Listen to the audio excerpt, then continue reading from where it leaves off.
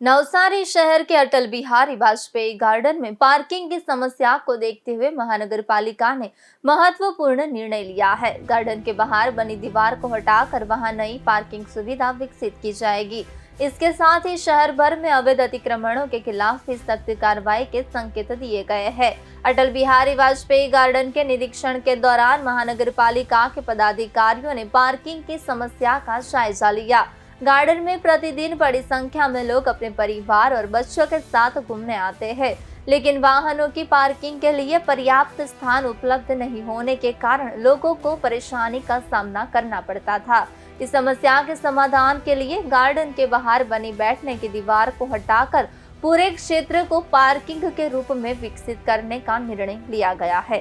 अधिकारियों ने बताया कि गार्डन के अंदर बैठने की पर्याप्त व्यवस्था पहले से मौजूद है और आवश्यकता पड़ने पर अतिरिक्त बेंच भी लगाई जाएंगी।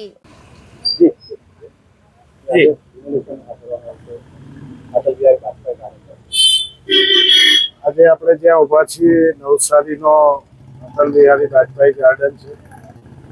આ ગાર્ડનની અંદર એટલી બધી સ્પેસ છે। અહીંયા આ જે ડિમોલેશન થાય છે, આપણે જ્યાં ઊભા છીએ ત્યાં ખરેખર કોઈ જાતનું આ ગાર્ડનમાં આવનાર લોકો પાસે પાર્કિંગની વ્યવસ્થા નહોતી, એટલે એક દિવાલમાં બેસવાની જે વ્યવસ્થા કરી તેને હટાવીને અહીંયા આવનારા લોકોને પાર્કિંગની અગવડતા પડતી હતી।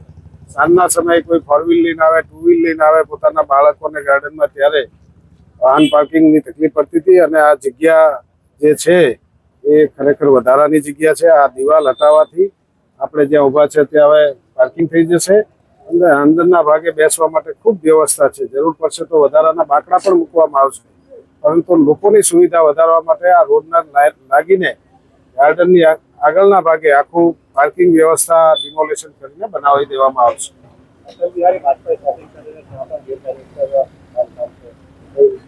ત્યાં પણ અમે મુલાકાત લીધી છે।